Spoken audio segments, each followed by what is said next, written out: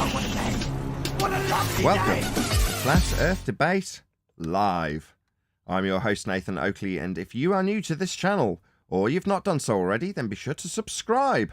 Hit the bell notification icon and join button if you'd like to become a Nathan Oakley 1980 channel member and keep up to date with the Flat Earth Debate. If you would like to support the channel, there is a super chat that runs alongside each of these shows while they are live, and there's also a PayPal, Patreon, crypto and thanks button in the info box below the video. If you'd like to join the discussion, be sure to mute the page you are currently watching, then click the link in the info box below this video to join the discussion and express your views on the nature of Earth.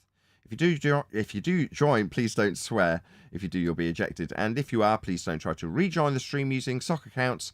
You'll be warmly welcome back on the next stream. Please also share the show on Facebook and Twitter. And we are joined by 10th Man Rising, Righteous Force, Eli, Refracted Curvature, Neil, and a whole bunch of people in Discord. So welcome, one and all. Good morning. Good morning. Thank you, Nate. Hey. Hey, good afternoon. Good afternoon. Good to have you all. All in a happy, joyful mood, I hope. Indeed. Yes, we are. If you're a member, check out the pre-show when it comes out in a few hours' time. There's a fairly reasonable discussion on gas pressure without a container, antecedent consequent relationships for the sky vacuum claim, debunking it with gas pressure, and one of the Discord panel's family members in the near vicinity of a microphone was asking how we could possibly assume that there is a container when we don't know what the container is. Now, that is true. We do not know what the container is. We do know, however, that there is and must be containment for us to have gas pressure. Jesus wept. Go on, Neil. You said we don't know what the container is, and I just said, says you. You think you know what the container is, Neil? Yes, I know what the container is. It's in the Bible. It's clear as day. Okay. Yeah, my brother had a big hang up on that part. He says, well, you don't know what it is. So he says, so how could you? How could I? So, well, we have containment. He says, but you don't have measurements for where that containment is. I'm like, oh, well, you're right about that. And we don't know. Oh. Yeah, but you don't need to see the cow to know where you get the ribeye from. It's a necessary antecedent. Correct. So that's what I would tell him. Yeah, that's a QE line. I agree with that. But I know you can't use the Bible because we're in flat earth debate. I'm saying, me personally, I stand by that, how it explains it, and it's a dome. The cow's pretty good because you get to the meat of the argument right away. Hey, You can call it whatever you like. I have no objection to people calling it a dome, actually, Neil. If you want to call it a dome, fine. I don't care. But if somebody was trying to pin me down on it, I'd say containment, because it's an antecedent for the gas pressure we experience. We have gas pressure, therefore we must have containment. Now, I can't go beyond that personally, and if your Bible faith leads you to believe that it's describable as a dome, fine, no worries. Call it whatever you like from your Bible belief. It's the same as me saying it's containment as far as I'm concerned. I used to stand by that. 1 second before you do. I used to take the same route, Nathan, for a while, but now it has opened the door for me to minister the gospel. So that's why I say dome now. But I'm like you. I say the same thing. We have containment. But for my personal reasons, I say dome because it opens up a door for communication in the salvation of a human being. That's it. I just want to say there are more similarities in the actual human body than geographically speaking or metaphysically speaking. There are more parallels and similarities to the human body in the Bible than physical reality. You know what? I've got a recommendation for you, Gene. Maybe you should look into the Kundalini. Well aware. I could never have guessed. I knew it was the Kundalini guy. I recognized that voice. Okay. So there we go. There's a bit of not talk housekeeping. about stuff like We're that. doing sort of tail end of yesterday because this is a part 2 show. So for whatever reason, 10th picked a 28-minute video for an hour-long live show. So we're about 8 minutes into it. I told you it's got. Hello. Hang on, please. It's just saying hello. It's got Hello, Eli. absolutely. Yeah, It's got an okay. absolute. Okay. Oh my! You just have to All accept right. that that's I just Eli's said shtick hi. now. Eli's like that guy that decides that he's going to rump us. There is no way you're going to get He around didn't it. do it on purpose. He didn't All do it I on purpose. said was hi. I know you didn't do it on It's outrageous. purpose. I got it. Just know your place, Eli. How dare you say hello? Anyway, the video is on topic with what we've been doing the reaction videos of late, but the ending is absolutely fantastic because it's everything you've said they do, and it just does it right at the end. So it's worth it. Okay. I mean, other than a few housekeeping questions that I do, because it's a part 2 show, want to cover because we didn't cover it in the coverage of this video, which we will get to in a second, which is by Dialect. Not a massive YouTuber, but this video's had 104,000 views, so obviously being in line with the heliocentric rhetoric, it'll get shoved down everybody's throats, as opposed to what we do. Not that I'm going to start moaning about that at this particular junction, but I will ask, any evidence of a self-perpetuating molten iron core at the centre of a presupposed spherical Earth? No, none whatsoever. It's made up stuff to add fodder to the other made up stuff. Like we live on a sphere with an R value. Where's that? Well, what does my father have to do with this? That's FODDER. Like cannon fodder? Like the farther you see, the better your view. Okie doke, let's get into this. So, as I say, if you want to see the part 1 for the first 8 minutes, we're not going to do this. Can I say something real quick? You can. Oh, yes. We keep on saying the R value for our new listeners and other people. We mean radius, right? Is that what we're talking about? Earth radius. I specify it when I ask the question. So I say an evidence of a physical geometric sphere edge horizon, and then later any evidence of the R value, Earth radius specifically. And most people tell me, well, I Googled it right here, and here's the number. Yeah. What's the Wonderful. We like that number. So is a number evidence? So we need calculation, right? Is a calculation measurements evidence? Okay, answers. We need. Is a number evidence? Yes or no? No. Is a calculation evidence? So we ask for proof of measurement. Measurement. There we go. But evidence. Okay, let's see the video. Yeah, but it's a very pertinent point because the R value is the basis of every single begging the question fallacy of a sphere Earth that exists. So if you're going to say that you've got proof of a sphere, you will start with an assumption of that value, without exception. There is no other way to try and demonstrate proof, claimed to be, of a sphere Earth. You have to beg the question, and it's all prefaced on that value. So that's where it starts and ends. In my most recent video, which was just a trimmed out bit of the end while I was fiddling with the computer or something, and there was a reasonable discussion that I just hadn't cottoned on to. I'd published it, but I wasn't listening at the time. So when I went back looking for a video to publish over the weekend, I found a chat between Chocolate, Eli, Brian, I think Arwin, and QE. A couple of others. I think John was there. And the discussion's basically talking about the idiocy of the flat Earth consensus when it comes to the style of argumentation. And the thumbnail I picked was any evidence of the R value on the thumbnail. Because it's so relevant. Because if you're going to debate this subject, you need to understand the foundation of the globe claim. There's 2 pillar stones, right? Number 1, that the horizon is Earth curve, that it's a hill getting in the way. Number 2, that the claim for that premise comes with an assumption of a value, that R value. That's the pillar stone, the cornerstone, whatever you want to call it, of the entire claim, the R value. That's why it was absolutely monumental that Mick West conceded his assumption of it in his mathematics. There is no measurement of R. But to claim you're on a sphere, you'll start by saying, if we're on a sphere, and in that statement you've assumed R. So it's absolutely critical that people who are debating this subject understand that. And it's not simple. It's not like saying the horizon rises with eye level. No, it fucking doesn't. Shut up, idiot 2015 flat earthers. Know your place in this argument. It's advanced to the point where we understand what the horizon actually does and how it's actually utilised to save people's lives in navigation. It certainly doesn't rise to eye level. It's part of their basis of their claimed R measurement. So no, most assuredly not.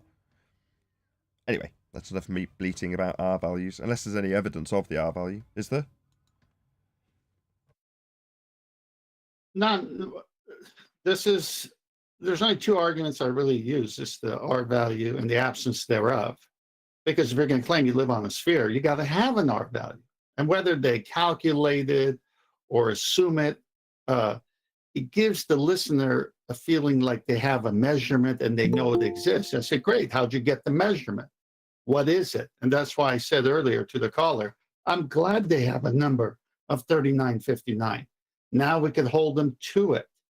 And what is the black swan about 3959 and the 1 foot observer height? That it always has to be at that place, but no further. What is that, Nathan? 1.2 times the square root of the observer's height in feet is the distance to the geometric limitation they call Earth curve if the radius was, as claimed, 3959 miles. Right. So if you're at 1 foot high above sea level and you're looking at the horizon, which is Earth curve, if you live on a sphere, right, then that has to be at 1.2 miles out. But then when you have two oil platforms where we know the distance from shore at just over 6 miles and just over 9 miles, and the horizon is beyond that Earth curve in their model, but that's got to be in front of it, no further than 1.2 miles, you just destroyed the Earth with an R value of 3959. And then they start the bleeding of, oh, maybe it's bigger. Well, then it's over. If you say it's bigger, it's over, because at 10 miles, the radius would be over 260,000 miles instead of 3,959, which means every calculation, every other BS thing you told us about space travel and distances to the sun, or even going from LA to Charlotte would all change. Exactly. There isn't one argument in the housekeeping that isn't fundamentally dependent on R if it's based on a sphere claim that they make. So molten iron core, it's at the centre of a presupposed spherical Earth. It's the most obvious one. That's why it's in the question, because it's almost laughable. But it doesn't matter what argument you're talking about. Evidence of elevation angle measurements from curved baselines, that's going to require an R value for the curved baseline that they assert that they're going to be not getting an angle from. Axial rotation requires an axis. What do you think the axis is? Dependent on having a sphere value for the R that the axis rotates about. Dependent on R. Oh, well, what about gas pressure without a container? That doesn't need R, does it? Yeah, it does. Atmosphere, sphere-shaped air? What do you think the air's doing in the heliocentric model? It's violating natural law in a sphere shape. And in all instances, their trick, the heliocentrist trick, linguistically, is to get that assumption in without you necessarily realising you're even using it when you do it. So when you say, well, of course, we've got atmosphere. That's why we've, not losing our air to the vacuum. It's in a sphere shape around the sphere Earth. Is it? Air doesn't take the shape of spheres. Where'd you get your sphere that it's wrapped around? From the R value. Of course. Atmosphere, dependent on R. That terrestrial refraction, based on R. It's all based on R. There isn't a single argument for the globe that doesn't start with the assumption of the R value. There are no exceptions. Not only that, Good morning, guys. visually, good morning. Chocolate. But visually, if the Earth had curvature at that rate of that R value, we would see it. And we've never seen it, whether you're on the commercial airline like myself at over 40,000 feet, the highest I ever was on a plane, or at sea level on my boat. I've never seen Earth curve. But the R value has to show with curvature, and it never happens. So it's this non-existing cornerstone of their claim that's so phony that if you destroy it right away, you can, I tell people, I'll accept everything Neil deGrasse Tyson tells me. I'll become a glober. I'll do all that. Just show me the R value in reality. And they can't. Probably because they got to use a flat plane to get it. That's the second part. Well, that is absolutely critical, because that's a recent discovery. For me, I don't know, maybe everybody else was wise to this, but I can only speak for myself. That was absolutely profound to realise as would obviously be the bloody case, the Earth is actually observably, measurably, demonstrably flat. So how are you going to get a sphere to manifest itself out of the flat plane that you're actually living on? Well, you've got to utilise that flat plane somehow if you're going to be using it for measurements and making the assertion that the surface is sphere-shaped. You've got to do it somehow. There's going to be a starting point. It's got to relate to the ground, especially if you're using it in navigation, which is the main thing we're focused on at the moment. So what does that imply? Well, it implies that they've got to use a flat plane at some point. Well, have they? Yep. They absolutely have. They've been taking angles to stars from it. That's how they measure the ground. That's how you navigate the ground. That's how you build on the ground. The ground's flat. That's how it is. So it shouldn't be a shock to say that the sphere Nathan, models come from a flat plane measurement, but it has. That's how the world is. Also, I had a question about when they say, show me a flat Earth map. And I always say, well, they're all derived from a flat plane. Yeah. Your equatorial plane is basically an area of equal elevation for Polaris. That's all it is. Well, they even have to transpose a tangent plane on any part of the orthographic pictures of a sphere in order to get an angle measurement. Well, why can't you just use the curvature of the sphere to get your measurements? Well, because it'll never work out.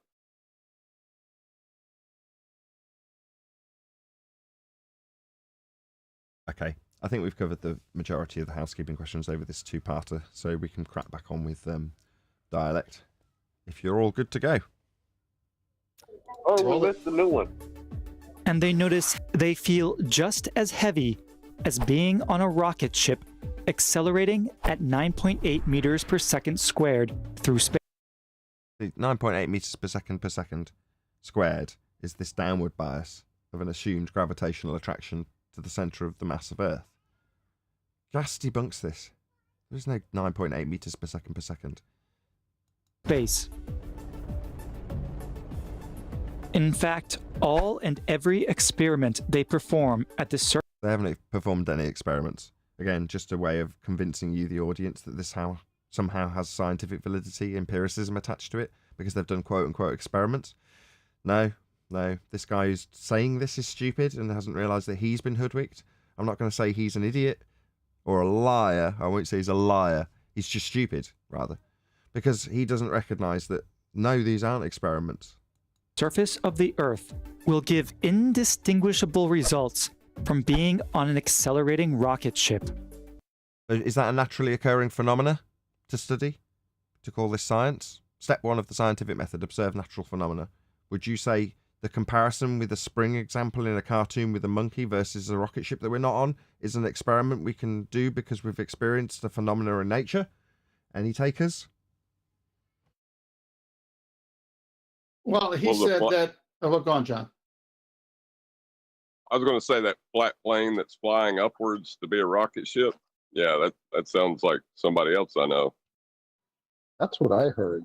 It's like, well, he said indistinguishable results from the surface of the Earth with whatever so-called experiments is indistinguishable as being in a rocket ship, which is a violation of natural law to even be in a rocket ship in space, because you can't get there from here.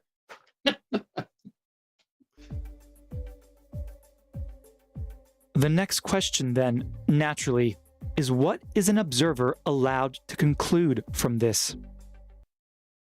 Well, if you've got an experiment, as you just claimed you had, then the person who's studying it doesn't have any cause whatsoever to have any inference to draw. If it's an experiment, then it's got an empirical outcome. That is to say, you either validate your presumed cause of the effect as valid, you caused the effect, or you didn't. You validated that the presumed cause didn't cause the effect. So you're asking what we're allowed to ponder. There's no ponderance involved if it's an experiment. Clearly, it isn't. So you're left wondering. Well, no, that's not what science is for. It elucidates the cause of an effect you observe in nature. That's its only purpose. It was a great party. Yeah. But someone's got to do the dishes. Oh. Let it be. Part 2. Oh, I can't read that colour. Well, an objection that could be raised from the get-go is that the free body test can't be performed at the surface of the Earth. What? What's the three-bodied test? Anybody? Anybody at all? What's he talking about? I'm Googling. Einstein's three-body solution, right? No. He just said the three-body test. Newtonian. He hasn't clarified what he's talking about. It's the Newtonian problem. Newtonian only accounts for two bodies in its equations, M1 and M2. Okay. Okay, pop yourselves on mute, Eli. Because the body isn't free at all.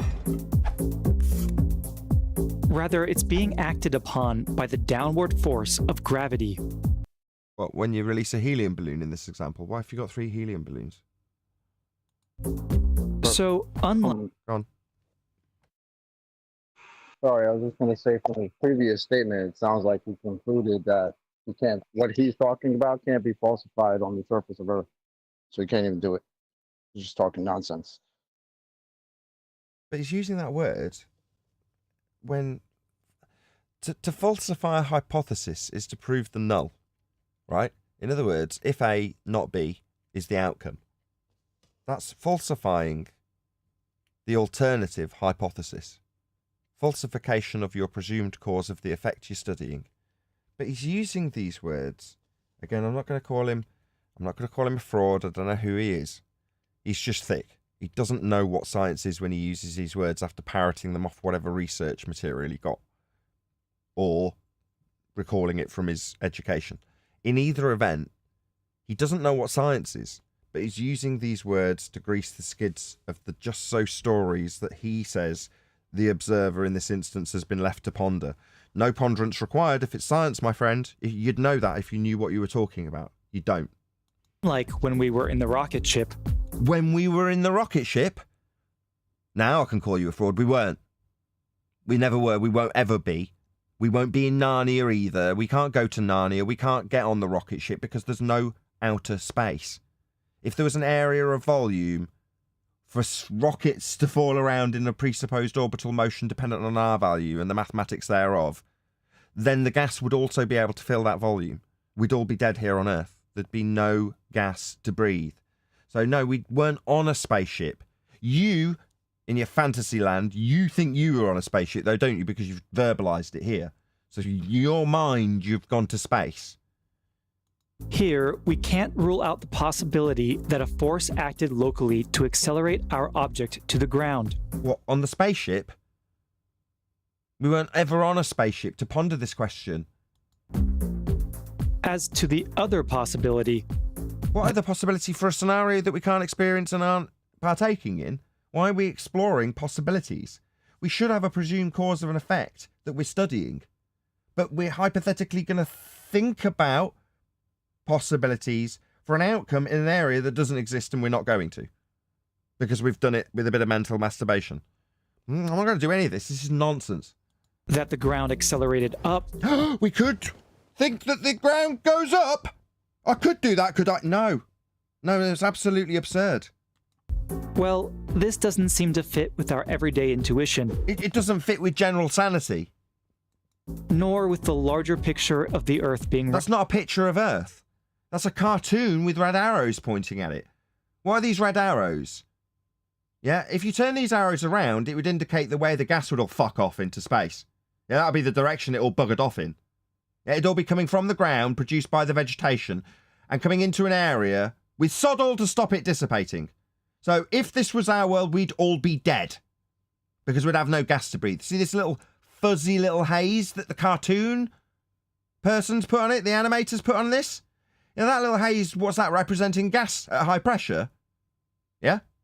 Gas at high pressure means that it's moving at a high velocity in, let's say, this direction. What's it going to do when it gets to the area 10 to the minus 17 torr vacuum, represented as this black dotty bit? I tell you what it'll do, it'll just keep going. This would be a barren land with no gas. Round and all. No, it isn't. Earth's flat. That's how it's measured. That's how it's navigated. That's how you build on it. So we, like Newton, probably feel pretty comfortable declaring at this point that the reason the apple falls to the earth is in fact because of the force of gravity. No, it's because it grew from the ground over a very, very long time to force it out of the equilibrium it would have been on the ground when it grew up. Then it displaced the medium that it grew up through and was suspended precariously on a stalk when a gust of wind presumably came. Then, because it's more dense than the medium, it displaced that medium. Now, I can explain that concisely because a friend of mine did a scientific experiment to validate that. The phenomena being that some things go up, as I keep saying whenever you describe an apple going down. Other things go up. Gases all around the apple aren't falling, but they're very much part of our world. What's with all these arrows?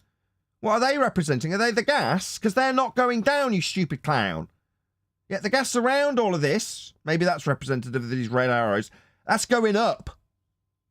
Yeah, likewise, if you release a helium balloon or watch cloud formation, you can understand that as the puddle goes, it turns to a gas and goes up into the sky. That's up. So some things go up, but yet some things go down. Some things like this monkey are in complete fall arrest, equilibrium. They're not going up or down. So that you could call a phenomena. And we can explain why that happens. Why you can vary the vector. Not by tossing apples that haven't grown like they would if they were on a tree. This monkey inserted the energy that you simultaneously ignore when you take the phenomena of apples falling from trees that have taken a long time to grow up. Oh, just got no logical thinking whatsoever. He's just telling us that gravity is a reasonable explanation for all things go down when they don't. The very air around this, with red arrows in, the only possible thing this arrow could represent. Because what's an invisible thing in this picture? I know damn well I'm breathing air. I can measure the pressure of it. So that's the only thing this arrow is going to represent. And it doesn't go down. It moves in all directions in a high velocity. Ergo, your picture of an Earth without any containment would leave us all dead. Because what it's doing in our arrows, if you want to represent something that's invisible, is gas. We're definitely breathing. It's definitely at pressure, and it definitely expands in all directions to fill whatever volume it's got. If your sky was a volume gas could fill, it would fill it. It's called entropy, a law of nature. Not science. I'm not a charlatan. I don't claim science when talking about Newton. Alas, there's something that throws a huge wrench into this idea. What? The fact that not all things go down? Same very something that Galileo demonstrated with his Tower of Pisa experiment. It wasn't an experiment. Didn't have an observed naturally occurring phenomena to study the cause of. He didn't detail the phenomena or vary the presumed cause of it. He replicated something dropping. That's not an experiment. It doesn't have an independent and dependent variable. It doesn't have a viable hypothesis. It isn't an actualization of that hypothesis. It is bollocks. All those centuries ago. Can I add one thing? Yeah, feel free. Yeah, thanks, man. It's just that this is a lie anyways. He never dropped any weight from the Tower of Pisa. This is even confirmed in the Orthodox history books. It's just the mainstream narrative which still attributes that to him, but he never dropped any weights off the tower. Perfect. So what you're, unlike me, I'm attacking it based on its lack of scientific validity. You're even attacking it based on the narrative story being historically inaccurate also. Oh, yes. Isn't this priceless? Thank you. It's the fact that gravity... Fact that gravity? Why would you say such nonsense? Accelerates all objects equally. All objects, like helium balloons. That's an object. Does it accelerate helium balloons down 9.8 meters per second? What about steam? What about gas? What about water vapor? That going down 9.8 meters per second as we watch puddles evaporate? I think not, sir. I think you're a moron. Equally. Meaning... Equally? What, like all of them? The same? No, I've just given you several examples that don't comport with that. There is no such thing as a body free from the gravitational force. Releases helium balloon and laughs his ass off. It also checks calendar. Gravity is not a force. Hasn't been in 107 years. Thanks. Yeah, excellent. Charged objects are free from the electromagnetic force. But no object can ever serve as the standard of our definition of a free body in a gravitational field.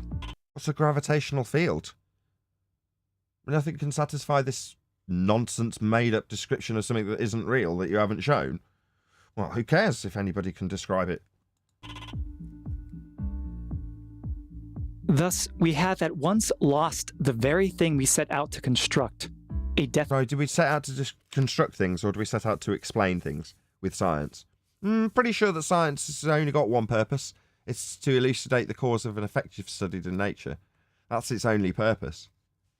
So, no, this kind of nonsense wizardry where men come up with explanations and then later decide that they're wrong, yeah, that's because it isn't science. Definition for true motion. Describing things when defining things. Yeah, it doesn't explain the thing though, does it? That's science's job. Because now, our observer on the rocket ship... What observer on what rocket ship? What, the one in a sky vacuum? In a presupposed orbital motion falling around a sphere Earth that would violate natural law and have nobody alive on it because they'd all be dead? Because they wouldn't have any gas to breathe? Because the pressure hasn't got anything to press on? No, nobody's in a rocket ship behind this stupid cartoon for adults. Has no way to distinguish whether it was the floor that accelerated towards their object, or whether they're simply in the presence of a gravitational field. What's a gravitational field? How would we know if we were in the presence of it? What is the presence of it? Can you show it me? Can you describe it? Yeah. Can you show it? No. Which has rendered their free body not so free after all. What, when they're falling in a spaceship in a presupposed orbital motion?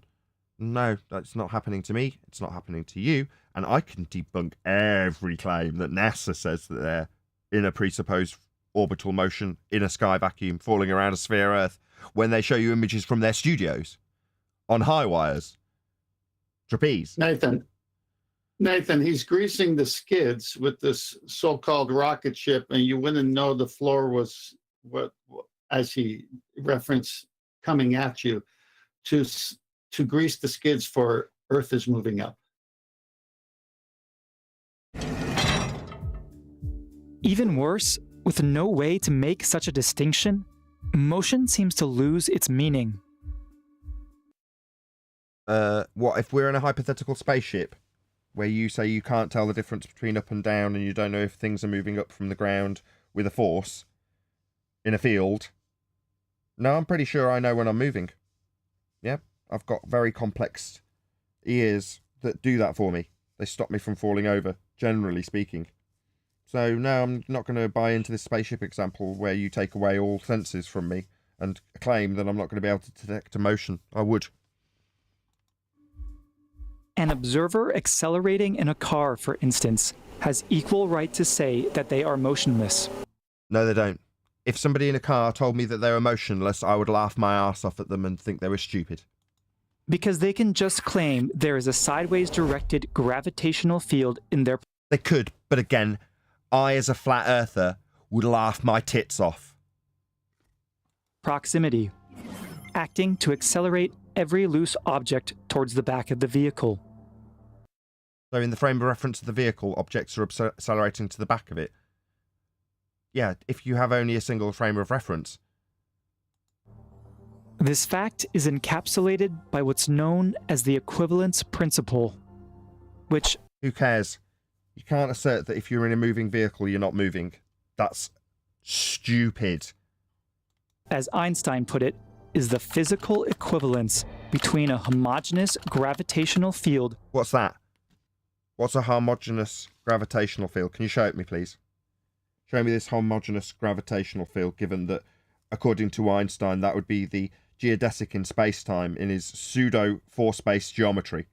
So this isn't physics, this isn't the physical, it's pseudo-geometry. You're not going to be showing us this, and describing an equivalence principle isn't going to make it reality. And an accelerated frame of reference. Oh, so I was right when I said it's down to the single frame of reference in your car example. However, it's stupid to say they're not moving.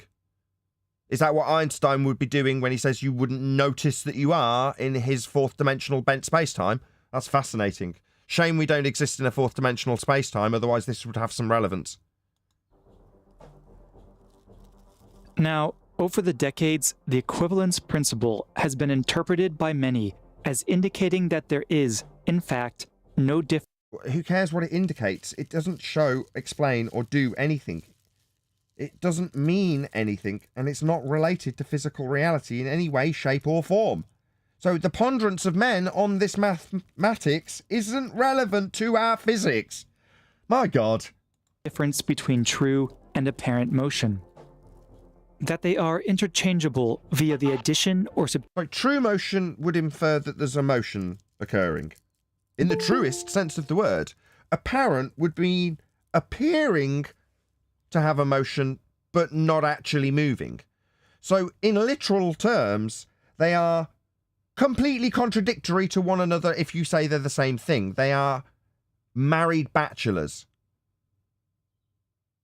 This whole thing just seems like a giant, what did you guys call it? Policing a squid festival? That's what it seems like, to say that there's no difference between motion and non-motion. So to convince people that completely know that they're standing still, that they can be moving at 66,000 miles per hour around a gas ball in a vacuum. Yeah. That's all it sounds like to me. Yeah, if you can understand that from the frame of reference of the car, where you know you're bloody moving and you can feel it, if you can say that you're standing still and just ignore all of those senses that you've got that tell you you're moving, then you're not moving. But you notice how you are moving and you can think you're not. You check that, keep that in your brain, because I'm about to tell you how you're really moving and you can't feel it. Yeah. Traction of a gravitational field. Sorry, did you show us this gravitational field? Oh, right, yeah, we covered that. Fourth dimensional pseudo-Riemannian force-based geodesics and space-time bending. You're definitely not going to be showing us that, my friend. It's a pseudo-mathematics. Such a view is purported, for instance, by Eugene Kurtoryansky in his twin paradox video. What? We're on to describing twin paradoxes. Aren't we going to get into the physics of our realm and our reality, as opposed to detail a physics paradox? I mean, this is so far removed from anything valid or scientific, it's untrue. But this interpretation neglects an extremely important caveat to the equivalence principle, namely that it applies only locally. Locally? What, as in our physical reality?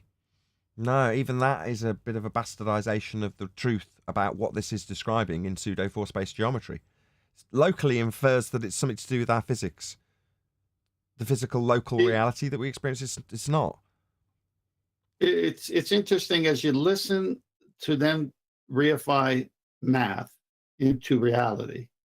They run into problems, and to sound smart, they'll say, "Yeah, watch this guy's video. He did a good job." Except he neglected that it only works locally, as if they've looked down so deep into this to where now it's a localized thing, but it can't be over the whole thing when the whole thing is not real. But they're giving a reality. He's so far deep into the math that he thinks it's all real, and then locally it answers the problem of the math not being real to begin with. That is, over very small regions of space and short durations of time. So in pseudo-geometry, in pseudo-force-space, reified into our physics. No, we don't live in a fourth dimensional space-time that bends. We don't travel along geodesics. And the caveat within your pseudo-force-based time isn't locally true. It isn't true at all. It's describing a fourth dimensional space-time reality we don't live in. This means it is not true that no experiment can distinguish between a uniform gravitational field and acceleration. That's not a naturally occurring phenomena for an experiment to concern itself with if you reified it into having concerns. It's a method. It establishes and elucidates cause and effect based on natural phenomena. That's what it does. So saying science will never elucidate the cause of a very non-natural phenomena that isn't anything we've experienced or can assume the cause of to vary physically, it's absurd. You don't know what science is. Indeed, if we are willing to give our observer in the car a little more latitude in their measurement takings, there is an additional experiment they can perform to What? No, there won't be an experiment, because an experiment is the actualization of a hypothesis, aka a hypothesis test. which would involve you observing natural phenomena. You've decided we have gravitational fields, and then decided that men in cars are actually worthy of experimentation. This isn't a natural phenomena. Determine if their motion is real or... Go on. You heard what he said, though? What was the word he used? If you give more liberation? Or latitude. So if you give more latitude, okay. So if you give a little bit more freedom to the math, we could then move on to perform another experiment that doesn't prove what. But he said additional. Did we miss the first one? No, we pointed out that it wasn't an experiment. Oh, so we did miss the first one. Yeah, he missed the first one. He didn't provide a first one. Or apparent. That is, after a few seconds, they can take their foot off the accelerator. When they do this, they will notice that the gravitational field in their... Will they? Anybody ever noticed any gravitational fields when they've released their foot from the accelerator pedal? No. Negative. Nobody. No. This guy seems to think that accelerator pedals create gravitational field experiences. No? Okay. You're wrong, mate. Their vicinity instantaneously vanishes. So people not only experience it, they experience it disappearing. No, nobody in this panel has ever experienced a gravitational field. I can tell you why too, because it's a description in a fourth dimensional space-time reality that we don't exist in. So we're never going to experience it. Stop here for a second, please. How can we experience it disappearing when you told us we can't experience it at all? The instantaneity is key here, because according to the theory of... Is instantaneity a word? Yes, yeah. Instantaneity? It's a new one on me. Special relativity, nothing can travel faster than the speed of light. We've debunked the speed of light. You'll need an R value for that.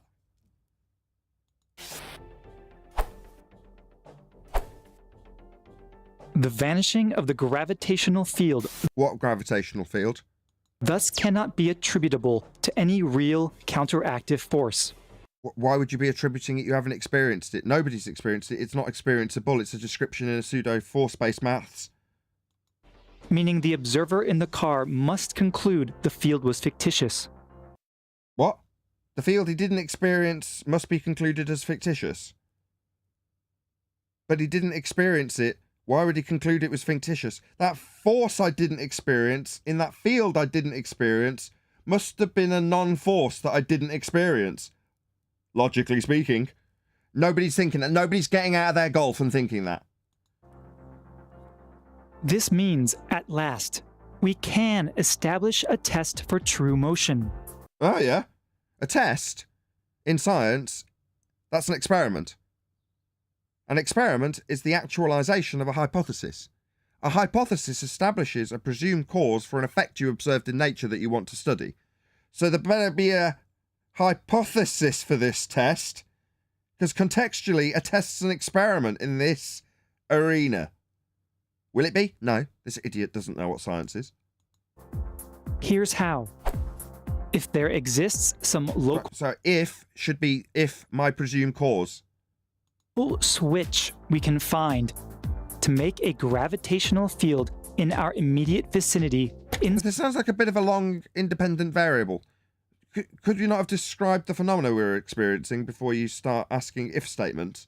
Instantaneously vanish. Then we know that, in fact, this gravitational field cannot have been real, and that... Right. We don't test a null.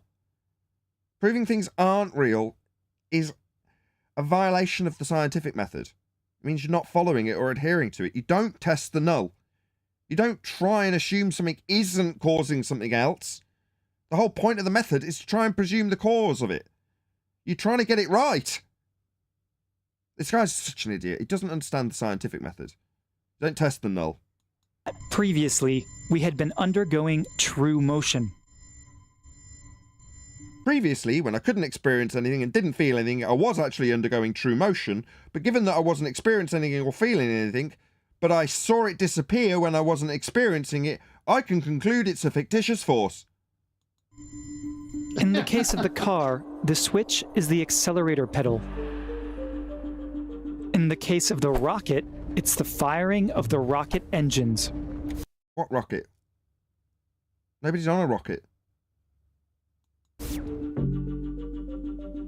Now, in a similar manner, let's ask, is there something we can do at the surface of the Earth to instantaneously switch off the gravitational field there?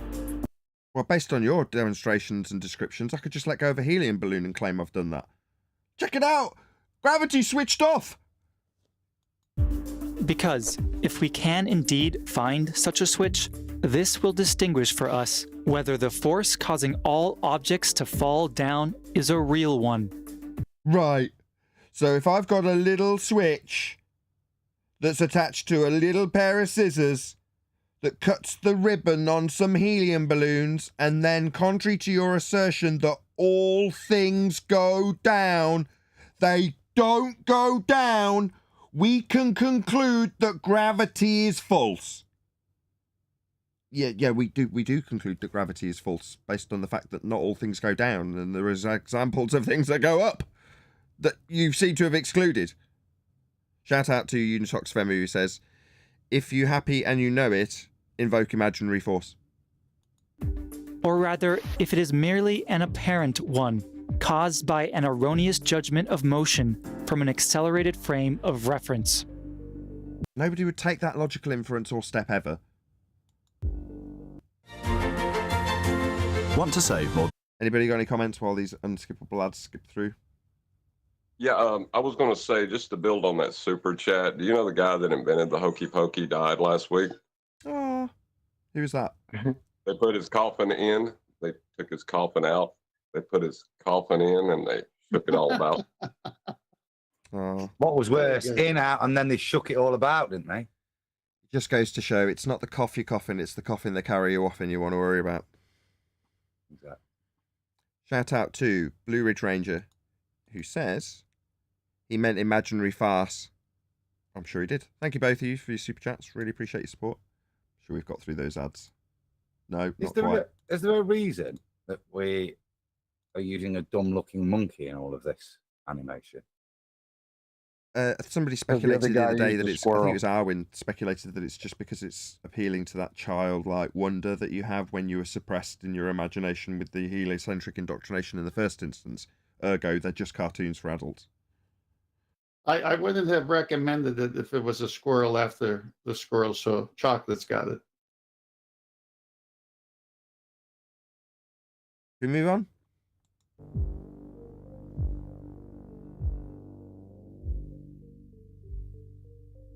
It turns out there is such a switch. What is it exactly? It's a little mechanism that clips the ribbons on helium balloons and destroys your supposition of everything going down. Well, go to the top of a tall building and step off of it. Oh, isn't this like the other videos where they had examples of you jumping off buildings? This is the second one in a row, is it not? Or is this the same guy doing the same thing as he did earlier in the video yesterday? No. Just Is he continue. promoting suicide? Yes, that's what I'm saying. Basically. From memory, one of the other videos did the same thing, and I can recall lots of examples of heliocentric indoctrination, including notions where you have to jump off buildings or do things that are death-inducing in the example. Well, to prove gravity wrong in their minds, you would have to kill yourself. You gotta kill yourself if you're going to try and prove gravity wrong. The instant you step off the building, the gravitational field in your immediate vicinity instantaneously vanishes.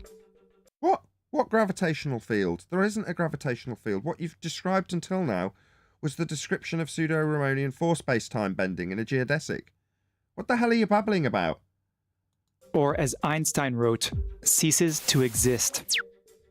You can prove this to yourself by performing the free body test for inertial motion as you fall. See?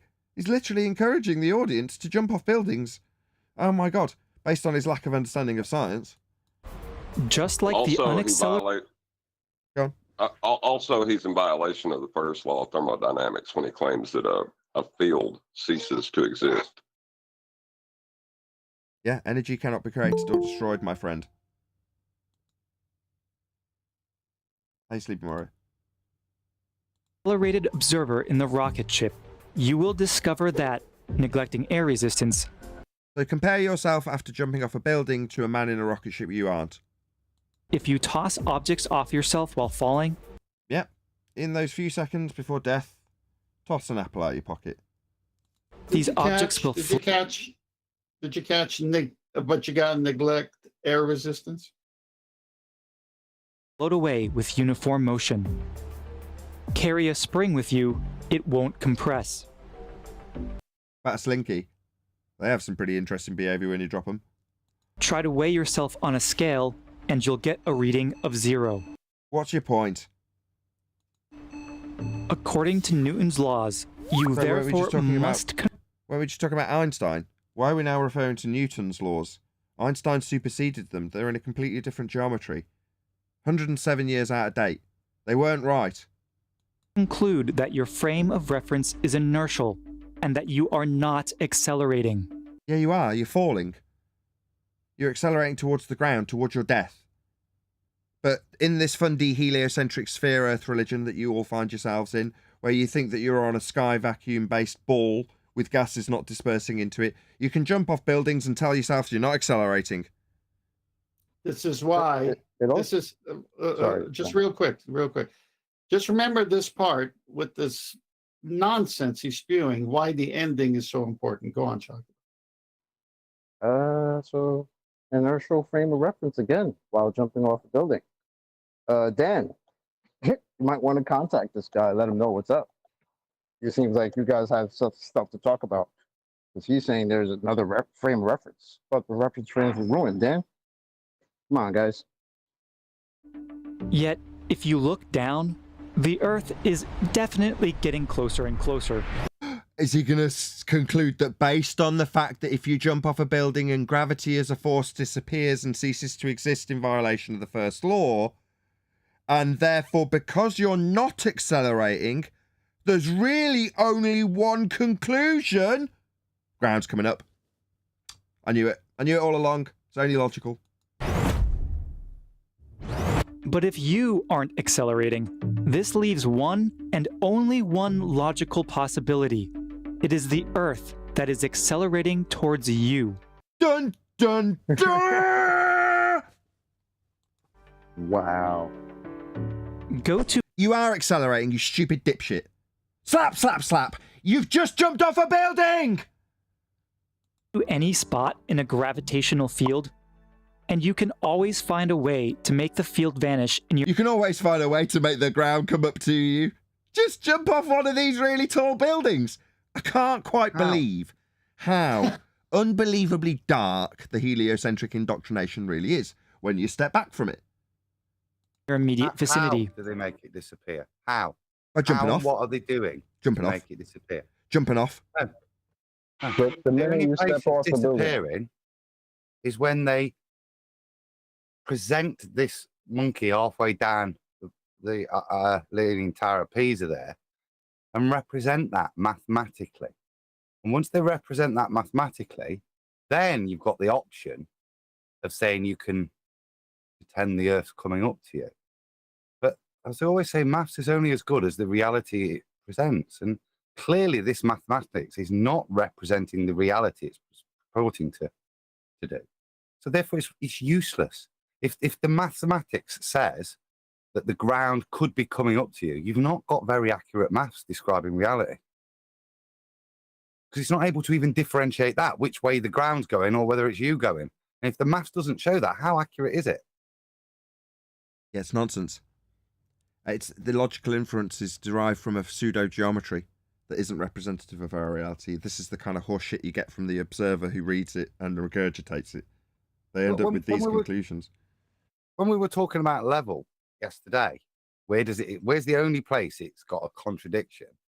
This is exactly the same thing again. The only time that when you're going down, the ground could be coming up is in their mathematical force space.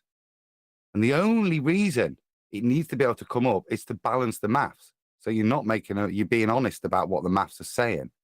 But you have to validate that, as they're doing now, with the plausibility that he's not falling. Right, we've got 100. Like they understood. Just one sec. We've got over 100 people watching, right? If we can get to 120 people watching, we'll extend the live show and just go through this entire video. If not, we'll go to the after show in about 5 or 10 minutes.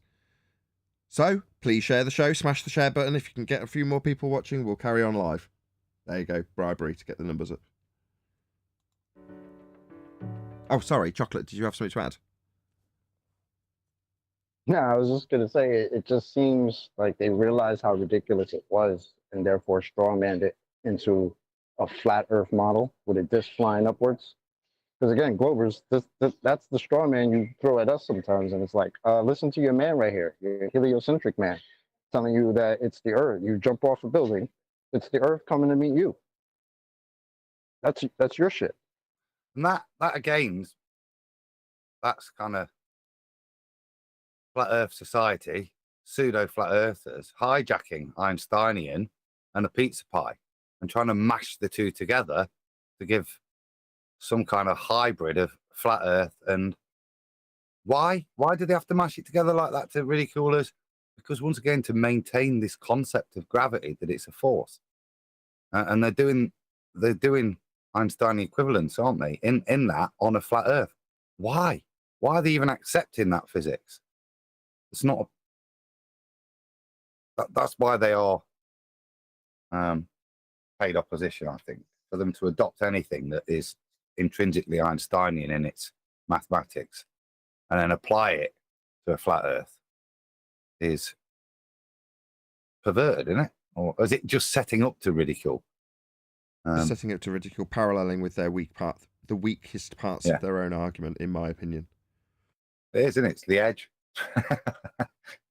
Same. Yeah, they've got an edge.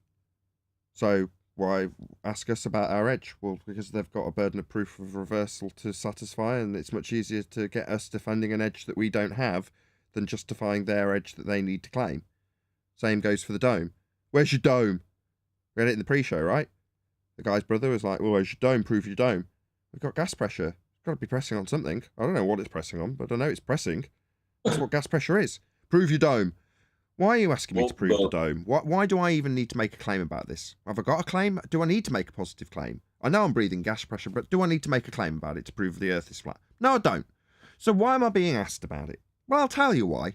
Because they've got a sodding second law of thermodynamics violation sky vacuum to justify, and men flying in it like Superman. So that's why I'm being asked about my dome that I don't claim and don't need to justify, and it has no bearing on my claim of Earth being flat. At all. Well, also the flat Earth model they use to derive the globe has a celestial dome in it. So, like, I don't think any of us would claim that the sky we observe is a dome. No, but if they reify their model, they have a necessity for a dome observation of the stars to make their map work, so that they can apply Haversine to that flat model with a dome over it to make their globe model. So there's a whole logical process and inference of reification they must go along, because they think the end result of that is where they're standing. So by inference, well, you reify the celestial sphere model then. Something we wouldn't even be guilty of. We describe it when we're now challenged to provide a flat Earth model. Well, your globe model's a flat Earth model. What do you mean? It's a globe? No, it isn't. It's derived from the celestial sphere model by way of elevation angle measurements to Polaris and a Haversine application to get you to your sphere. So your sphere's a globe in model form only. And that model came from a flat Earth. 103 people watching, couple of minutes left. Share the show.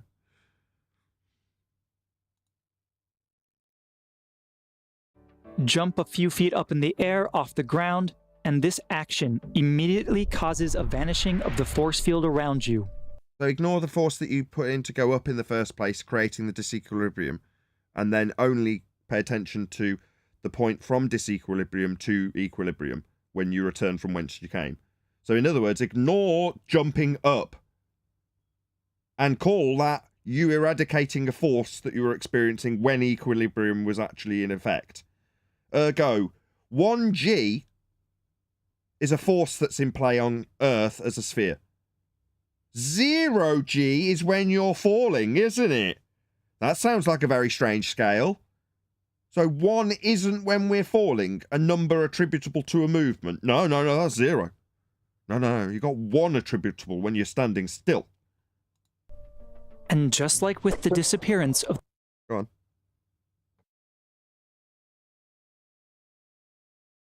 Did someone want to ask me? No? The force fields in the car or the rocket... Sorry, what force fields? And what rocket? This vanishing indicates you are no longer undergoing accelerated motion. Right, when you literally do as I just described and pause the video with the animation of the monkey in midair, and from that point describe the vanishing of a gravitational force that was pulling you down at the point of disequilibrium. Ignoring the fact that to get to this freeze frame, the monkey jumped. Oh, no, we'll ignore that completely. He had 1g on the ground, and then now he's at 0g. So obviously there's a 1g force going to pull him back down again, ignoring the fact he jumped up. And when your feet hit the ground again, the field's instantaneous, faster than the speed of light reappearance indicates your accelerated motion has resumed. Right. Where did you describe the jumping bit? Just completely ignored. He's literally doing doublespeak. He's telling you how, while you were jumping, in that motion of jumping, you were not accelerating in any way, shape, or form. But you start accelerating again once you hit the ground? What? This is fast backwards. He's when he jumps, is he not accelerating up? Yeah. Does that then mean that the force field, as he's describing it, has reversed its polarity? Yes. Everything should be going up, shouldn't it? Was it just local? Legs do that. They temporarily reverse the polarity of the gravitational force that you assume not to be there when you knew it disappeared. Obviously. The point of all of this, but again, is you hit on straight away, Nathan. To describe this, we have to ignore the input that creates the disequilibrium in the first place. Exactly. We will cover this more in the after show with exactly 100 people watching, so I really appreciate you all sharing the show and nonetheless. So thank you very much to all of you like, commented, shared, subscribed, hit the super chat and all that good stuff. And of course, a massive thank you to today's Discord and G+ panels for making today's live show possible. If you are watching this on either Nathan Oakley 1980 or Nathan Oakley premiering streams, then stay tuned, as there will be an after show to follow. I've been Nathan Oakley, and I will see you all in the next video.